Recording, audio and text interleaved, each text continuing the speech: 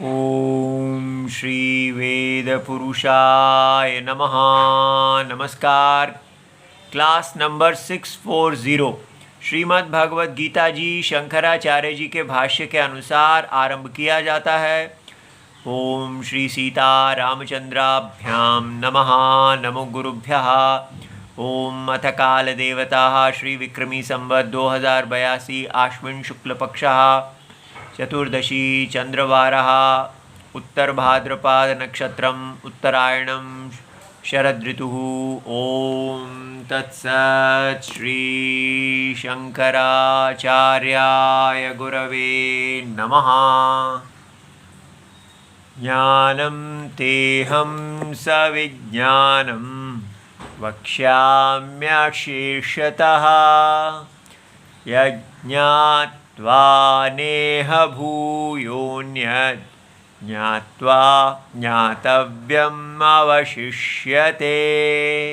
अध्याय नंबर 7 और श्लोक नंबर 2। पुस्तक है Gita Press Gorakhpur, book number 10, Shankaracharya ji के भाष्य वाली भगवद गीता जी। अच्छा जी, तो हमारा 7वां अध्याय आरंभ हो गया है और यहाँ भगवान ने हमें कल बताया है कि हम आपको अपने विषय में बताने वाले हैं। ठीक है, ये कल हमने इधर जाना है। उनकी प्रतिज्ञा है कि यथा येन प्रकारेण ज्ञास्यसि संशयम अंतरेण। इस 7वें अध्याय में मैं आपको अपने विशेषण के बारे में बताऊंगा और आप जो है उसमें आपको मेरे बारे में कोई संशय ही नहीं रहेगी। आप कहेंगे एवं एव भगवान, भगवान इस प्रकार के हैं। इस प्रकार आप निश्चित ज्ञान से कह सकेंगे कि भगवान किस प्रकार के हैं। तो आप कहेंगे एवं एव, ऐसे हैं। ठीक है, इस उद्देश्य से भगवान यहाँ 7वें अध्याय को आरंभ कर रहे हैं। लेकिन उन्होंने कहा मैं अपने बारे में क्यों बताना चाहता हूँ, क्योंकि उद्देश्य है मद्गत अंतरात्मा मय्यासक्त मनः। हे पार्थ, क्योंकि भगवान कह रहे हैं कि मेरे बारे में जान के ही आप मेरे में अपने मन को पूरी तरह आसक्त, मेरे से प्यार तभी हो सकता है यदि आप जानेंगे कि मैं क्या हूं। यदि आप मुझे जानते ही नहीं तो फिर आप मेरे से कैसे प्यार कर सकते हैं। जैसे कोई कहे कि आप गजबगाऊ से प्यार कर लीजिए, तो आप कहेंगे भाई ये तो बताओ ये गजबगाऊ है क्या। ठीक है, अगर मैं उसको जानता ही नहीं गजबगाऊ का, तो प्यार कैसे करूंगा। ना मैं उससे नफरत कर सकता हूं, ना राग ना द्वेष। जो व्यक्ति ज्ञान का विषय है उसी से ही तो प्रीति होगी। तो भगवान जिसको हम जानते ही नहीं, वो प्यार का प्रेम का विषय कैसे बनेगा। तो अब भगवान यहाँ बताने लगे हैं कि देखिए जी, तच्च मद विषयम। इसलिए अब मैं आपको अपने विषय में आप सुनिए। तो क्या भगवान आपके विषय में, ज्ञानम तेहम, आपके लिए मैं ज्ञान, सविज्ञानम इदम वक्ष्यामि अशेषतः। मैं आपके लिए ज्ञान कहूंगा लेकिन उसके साथ विज्ञान भी कहूंगा। ज्ञान और विज्ञान दोनों कहूंगा। तो ये क्या होते हैं अभी शंकराचार्य जी बताएंगे।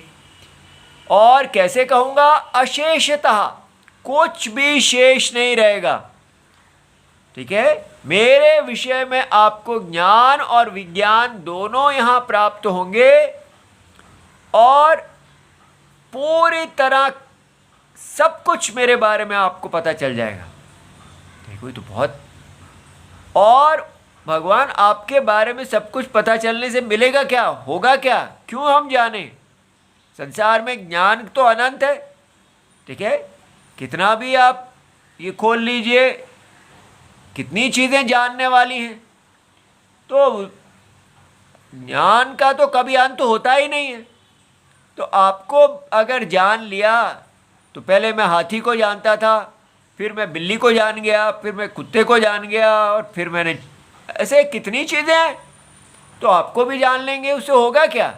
जस्ट एक अनदर एडिशन, ठीक है, एक चीज़ और नई जान ली। तब भगवान बता रहे हैं भाई ऐसा नहीं है। या ज्ञात्वा, जब आप मेरे तत्व को जान लेंगे तो क्या होगा? न इह, यहाँ पर, भूयः अन्यत् ज्ञातव्यम अवशिष्यते। जैसे आप कुत्ते को जानते हैं, अभी आपको बिल्ली को जानने की आवश्यकता है। स्वयं कुत्ता भी पूरा नहीं जाना, उसके अंदर भी कितनी बातें हैं, कितनी डिटेल्स हैं। एक चीज़ को भी आप पूरा नहीं जान पाते, और अभी यहाँ अनंत चीज़ें हैं। लेकिन भगवान कह रहे हैं मेरा जो ज्ञान है उसको अगर आपने जान लिया तो क्या होगा? ना अन्यत, उसके बाद आपको और कोई भी चीज़ जानने की आवश्यकता नहीं है। माने सब कुछ जान लिया। मेरे एक ज्ञान मात्र से ही आप एक ही बारे में सारा ज्ञान प्राप्त कर लेंगे। अब ये तो बहुत ही बड़ी प्रतिज्ञा है, ठीक है। तो इसको हम देखते हैं। अच्छा जी, ज्ञानम ते तुभ्यम अहम सविज्ञानम विज्ञान सहितम। तो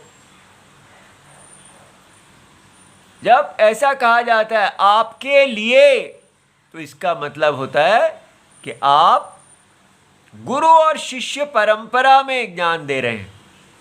तुभ्यम लिखा हो तो। और अगर आप कहें कि मैं आपको गीत सुनाऊंगा या कथा बता रहा हूं, ऐसे ही जैसे फिल्म देखने जाते हैं, तो वहाँ पर आपके लिए का प्रयोग नहीं होगा। संस्कृत में ये चतुर्थी का प्रयोग तब होता है जब गुरुजी शिष्य को बता रहे हो, विधिवत। लेकिन अगर आप किसी नट को देखने जा रहे हैं तो वहाँ वो कथा सुना रहे हैं, तो वो कुछ में कोई शास्त्रीय विधि नहीं है। तो इसलिए वहाँ वो ये नहीं कहेंगे कि आपके लिए मैं आपका गुरु हूँ और आप मेरे से सुनिए, ठीक है। वो एक ड्रामा है, मज़ा है।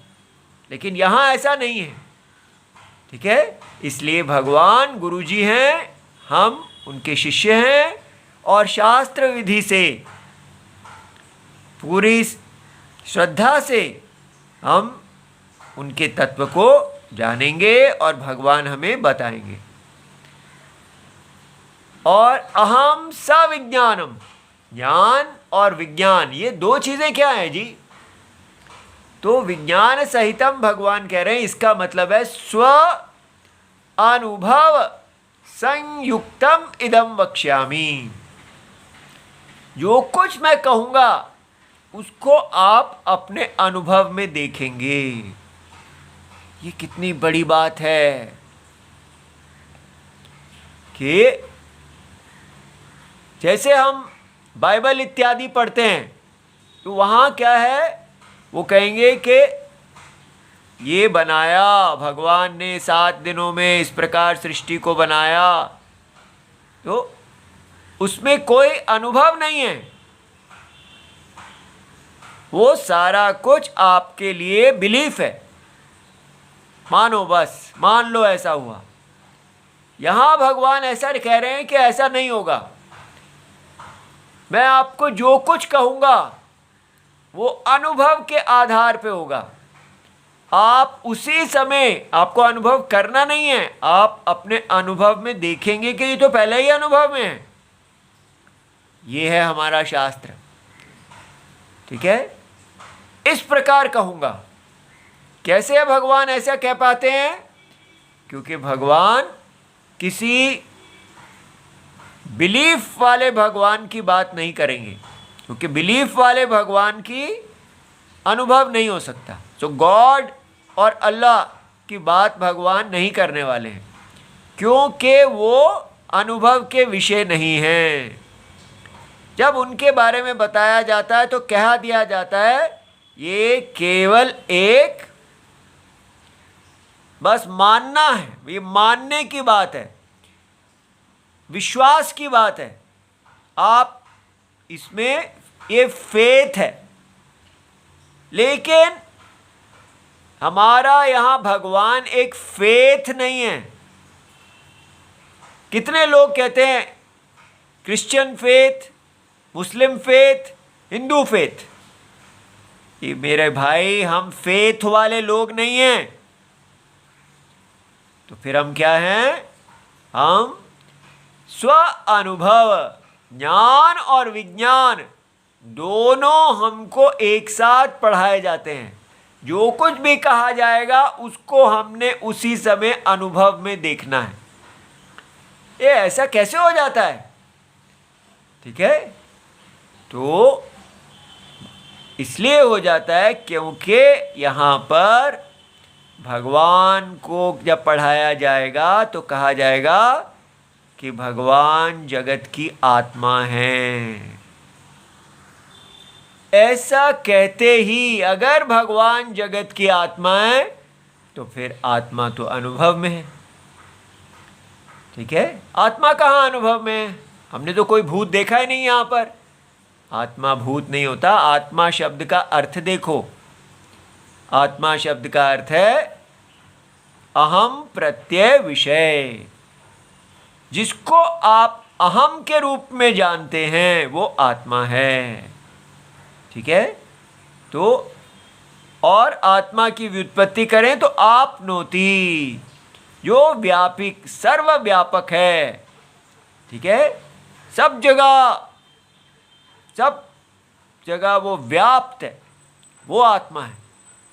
तो इसका मतलब आत्मा शब्द को देखते ही हमको देह के अंदर उपलब्ध, इस देह में जिसको हम अहम कहते हैं, इस देह में और समष्टि देह में, तो सारे जगत रूप देह में जो आत्मा है और जो इस देह में आत्मा है वो एक है, वो ही नारायण भगवान हैं। ऐसे बताया जाएगा। तो क्या होगा? पहले ज्ञान दिया कि भगवान इस देह में उपलब्ध हैं, इस देह में उपलब्ध हैं। अब आप देखिए अनुभव से कौन है जो इस देह में का मतलब ये नहीं है कि जैसे चूहा बिल में उपलब्ध होता है, वो बिल नहीं है। चूहा अलग है, बिल अलग है। लेकिन यहाँ देह में जो आत्मा है और देह अलग अलग नहीं है। आप ऐसा नहीं कर सकते कि जैसे अपने कपड़े उतार के रख देते हैं तो आप भिन्न हैं, वस्त्र भिन्न है, लेकिन आप अपनी देह को उतार के नीचे नहीं रख सकते और कहें अब मैं बाहर आता हूं आत्मा। क्यों ऐसा है? क्योंकि जैसे रस्सी सांप को उतार के बाहर नहीं निकल सकती, जैसे लहरों को उतार के जल बाहर नहीं निकल सकता, उसी प्रकार आप अपने शरीर से विलक्षण अन्य लक्षणों वाले होते, अन्य स्वभाव वाले होते हुए भी आप अपने शरीर को निकाल के उससे बाहर खड़े नहीं हो सकते। ये बात समझ में आई? क्यों नहीं हम लहर के अंदर से जल को निकाल के अलग कर सकते? कहें कि ये है लहर और ये है जल, ऐसा क्यों नहीं कर सकते? रस्सी और में जो व्यक्ति रस्सी को सांप समझ रहा है वो ऐसा क्यों नहीं कर सकता? ये है सांप और ये है रस्सी। क्यों? क्योंकि एक मिस्टेक है और दूसरा फैक्ट है। तो इस प्रकार आपको पढ़ाया जाएगा यहाँ कि ये जो देह है ये मिस्टेक है, ये एक विपरीत ग्रहणम है, और जिसको आपने विपरीत मिस्टेक किया हुआ है वो इस देह से बिल्कुल अलग प्रकार का है। और आपको अनुभव में देखना होगा कि वो देह के साइज का, देह के परिमाण का नहीं है। देह अगर 4 फुट है, 5 फुट है, 6 फुट है, तो आत्मा 6 फुट की लंबाई की नहीं है। अगर देह 50 किलो की है तो आत्मा 50 किलो की नहीं है। अगर देह मोटा पतला है, पुरुष है, तो आत्मा मोटा पतला या पुरुष नहीं है। ठीक है, इस प्रकार आप अनुभव में देखेंगे और चेक करेंगे, हाँ भाई बात तो ठीक है, क्योंकि मैं इस मोटे पतलेपन को जानता हूं। शरीर मोटा हो जाता है तो आत्मा मोटा नहीं होता। ठीक है, शरीर पतला हो जाता है, आत्मा पतला नहीं होता। शरीर का रंग गोरा या काला है, आत्मा का रंग गोला और काला नहीं है। फिर भी मैं अपने आप को शरीर कह रहा हूं, लेकिन विचार करने पर मैं तो शरीर में उपलब्ध आत्मा हूं। ऐसे आप अनुभव के साथ इस ज्ञान को प्राप्त करेंगे। ये बात समझ में आई? और इसको मैं कहूंगा, भगवान कहते हैं इदम वक्ष्यामि कथयिष्यामि। कैसे कहेंगे? अशेषतः कार्त्स्न्येन, माने पूरी तरह, कुछ भी बच नहीं जाएगा। ये कैसे भगवान इतना बड़ा डिटेल, सारा डिटेल कैसे दे देंगे? क्योंकि हमको केवल इतना ही करना है कि सत्य इस देह के अंदर कौन सा सत्य है, और जो इस देह का सत्य है वही पार्ट का सत्य और पार्टलेस होल, लिमिटेड का सत्य, सीमित का सत्य और असीमित का सत्य, दोनों का सत्य एक है, आत्मा। ठीक है, ये एक परसेप्शन है, एक प्रतीति है। पूरा स्वप्न एक प्रतीति होता है। इतनी वहां डिटेल्स हैं, लेकिन सारा स्वप्न क्या है? एक परसेप्शन। जैसे सांप, पूरा का पूरा सांप, आप ऐसा नहीं कहेंगे कि आज मैंने अभी आधा सांप तो ठीक का बार करेक्ट कर लिया है, लेकिन अभी बाकी 3/4 बचा है, आधा बचा है। ये जब आप उसकी करेक्शन करेंगे तो पूरा का पूरा सांप एक ही बार में चला जाएगा। ये बात समझ में आई? तो ये कैसा ज्ञान है? ये करेक्टिव ज्ञान है। एक एक चीज भगवान की कितनी इंपॉर्टेंट है। जब भगवान ने कहा मैं पूरा का ज्ञान दे दूंगा, अगर ये डिटेल देने वाला ज्ञान होता, जैसे कहा सांप की आंखें होती हैं, तो अभी आंखों के बारे में बताया है, लेकिन पूंछ के बारे में तो बताया नहीं। यहां कोई करेक्शन नहीं हो रही, यहां पर आपको उसका विशेषण बताया जा रहा है। लेकिन ये जो ज्ञान है, यहां पर बाधा, करेक्शन माने बाधा, अतत प्रत्यय, जो प्रत्यय मिस्टेक है, तत् नहीं है, सत्य के अनुसार नहीं है, सत्य के विरुद्ध प्रत्यय है, उस प्रत्यय की एक बार में पूरी की पूरी बाधा हो जाएगी। जैसे हम कहते हैं न अयम सर्पहा, ये सांप नहीं है, इयम रज्जु, ये तो रस्सी है। तो क्या होता है? पूरा का पूरा सांप एक ही बार में बाधित हो जाता है। इसको कहते हैं अशेषतः। ये नहीं कि उस सांप का विष रस्सी में रह गया भाई, क्योंकि वो अभी इतने घंटे तक सांप रस्सी में रहा तो उसका विष तो रस्सी में रहना ही था, क्योंकि संसर्ग हो गया। ऐसा कुछ नहीं होगा, कुछ नहीं रह जाएगा। आप पूरी तरह असत्य से निकल के सत्य में आ जाएंगे। ऐसा तो भगवान की प्रतिज्ञा झूठ मूठ नहीं है। हमें समझना है हम किस टॉपिक में हैं। हम अतत प्रत्यय की बाधा के विषय में हैं। ठीक है, यहाँ पर ये नहीं बताया जा रहा कि भगवान की लंबाई कितनी है, चौड़ाई कितनी है। यहाँ ये बताया जा रहा है कि जिसको आप ये सृष्टि समझ रहे हैं, जिसको साइंस पढ़ रही है और कहती है कि ये सृष्टि तो दूध दही की तरह परिणाम को प्राप्त हो रही है और इसकी डिटेल का कोई अंत नहीं है, ये चलती रहेगी और कब से आ रही है, उस सारी सृष्टि को यहाँ बताया जाएगा कि ये सारी की सारी सृष्टि जिसमें जन्म और मृत्यु आदि सब हो रहा है, वो सारी सृष्टि एक मिस्टेक है, सांप है और उसके पीछे एक रस्सी है, वो रस्सी भगवान नारायण हैं। इसलिए आप सदा भगवान नारायण का ही अनुभव कर रहे हैं, ऐसे दिया जाएगा ये ज्ञान। जिसको आप सृष्टि समझ रहे हैं, सूर्य, चांद, नदी, नदियां, पहाड़, कुत्ता, बिल्ली इत्यादि सब समझ रहे हैं, ये भगवान नारायण ही हैं। लेकिन भगवान नारायण ना सूर्य है, ना चांद है, ना कुत्ता है, ना बिल्ली है, फिर भी सब कुछ हैं। ठीक है, ऐसा कैसे हो सकता है? हो सकता है जैसे स्वप्न के अंदर, स्वप्न में दिखने वाले सूर्य, चंद्र इत्यादि सारे प्राणी जो हैं, स्वप्न की सारी सृष्टि स्वप्न आत्मा ही है, लेकिन नहीं भी है। ठीक है, क्योंकि पूरा स्वप्न एक मिस्टेक है। किसके बारे में? स्वप्न की आत्मा के बारे में।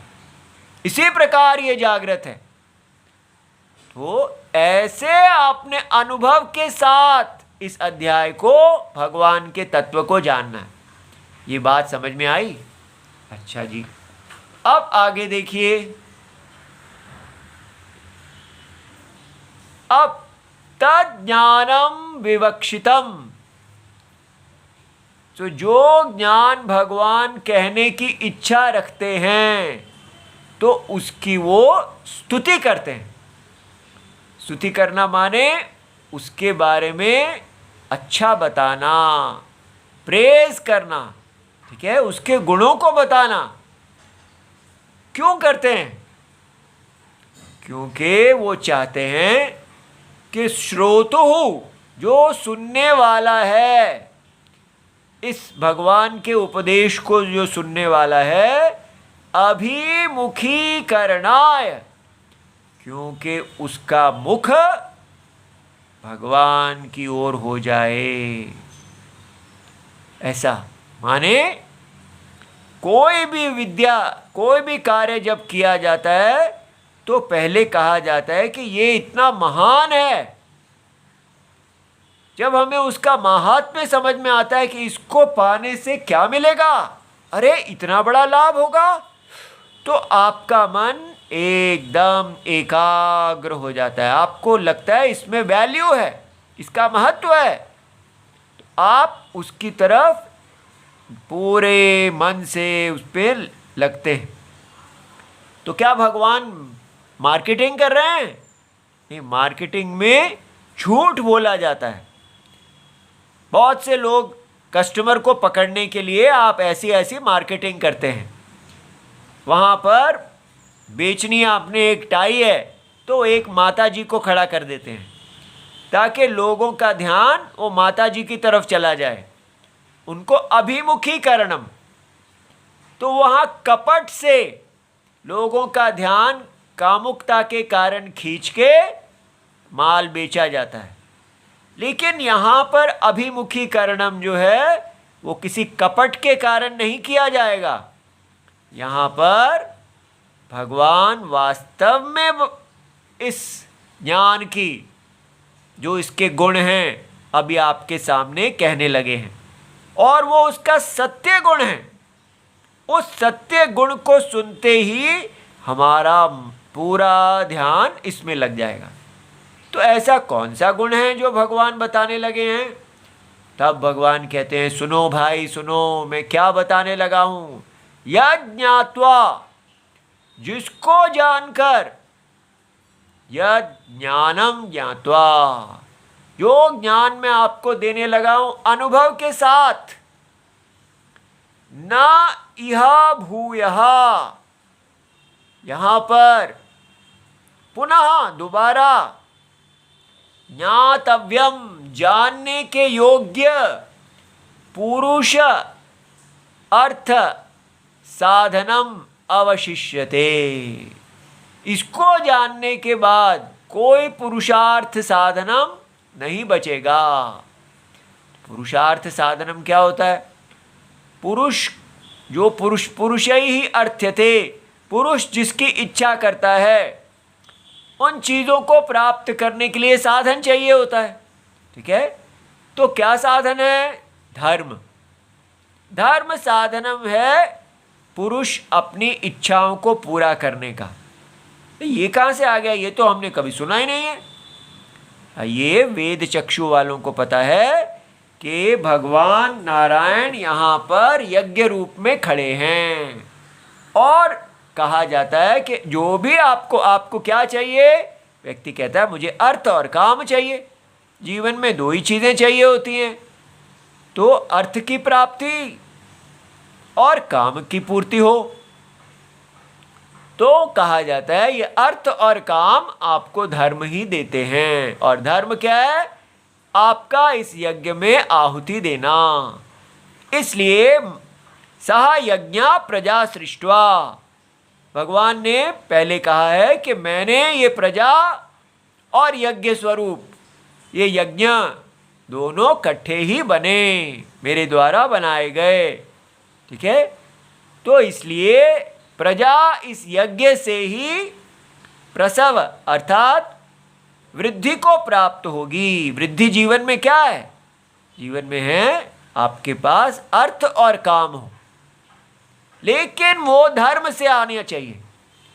धर्म के विरुद्ध जाके जो व्यक्ति अर्थ और काम की प्राप्ति करता है वो पतन को प्राप्त हो जाता है।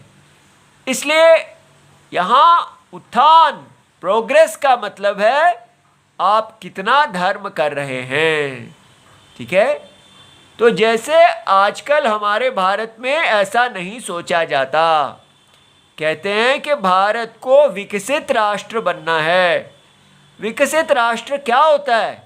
उसका अर्थ होता है कि आपको थर्ड लेवल ऑफ इकोनॉमी से सेकंड या फोर्थ से थर्ड पायदान पे जाना है, और उसके बाद आपको सेकंड, फर्स्ट ये बनना है। तो कहा जा रहा है कि अगले 20 साल के अंदर भारत एक बूढ़ा देश हो जाएगा। जैसे जापान है इत्यादि अन्य सारे वो देश बूढ़े हैं, उनकी औसत एवरेज जो एज है वो युवा नहीं है, तो भारत के भी सारे एवरेज एज बूढ़ी हो जाएगी। तो तब हम इतने ट्रिलियन डॉलर इकोनॉमी नहीं बन सकेंगे। अभी 20 साल ही हैं जिसमें सारे युवाओं को ट्रिलियन डॉलर इकोनॉमी बनाने के लिए हमें लगाना है। तो ये है हमारे जो साधन, तो जो पुरुषार्थ साधनम, अर्थ काम प्राप्ति का साधन क्या है? कि आप सब लग जाओ, फैक्ट्रीज इत्यादि ये सब बिजनेस करो ताकि हम अर्थ काम कमाएं। लेकिन भारत में हमेशा अर्थ काम प्राप्ति का साधन रहा है धर्म। हमको हमेशा उद्देश्य दिया गया है कि आपको विकसित राष्ट्र नहीं बनना, आपको धार्मिक राष्ट्र बनना है। और आधुनिक भारत धार्मिक भारत बनने को भूला ही हुआ है। इसलिए धर्म, आपको ये ज्ञान प्राप्त करने के बाद धर्म जो पुरुषार्थ साधनम है उसकी कोई आवश्यकता नहीं रह जाएगी। आप जो हैं सब अर्थ काम प्राप्त कर लेंगे, कुछ भी अप्राप्त नहीं रह जाएगा आपके लिए। न अवशेषः भवति। ठीक है, पुरुषार्थ साधन धर्म जो कुछ भी दे सकता है, स्वर्ग इत्यादि वो सब भी एक ही बार में इस पृथ्वी पर और अन्य लोकों में जो कुछ भी प्राप्त करने योग्य है वो सब आप इसी ज्ञान मात्र से प्राप्त कर जाएंगे। इतना बड़ा इति मत तत्वज्ञ, जो मुझे जानता है, यह सह सर्वज्ञ भवति, वो सर्वज्ञ हो जाएगा इत्यर्थः। अतः विशिष्ट फलत्वात् दुर्लभम ज्ञानम, ये फल इतना विशेष है कि ऐसा ज्ञान बहुत दुर्लभ है, किसी के पास नहीं है, और मैं आपको देने लगा हूं, आप इसको समझें। तो यहाँ ये जो सर्वज्ञत्वम है ये हम समझेंगे। कैसे भाई कोई सर्वज्ञ हो सकता है?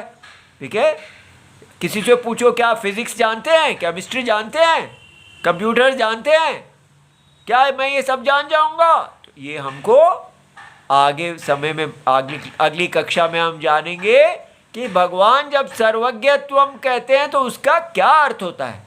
ठीक है, तो धीरे धीरे, और वो कोई झूठ नहीं होगा, सत्य में ही आप सर्वज्ञ होंगे। ठीक है, ओम नमो भगवते वासुदेवाय, प्रणाम।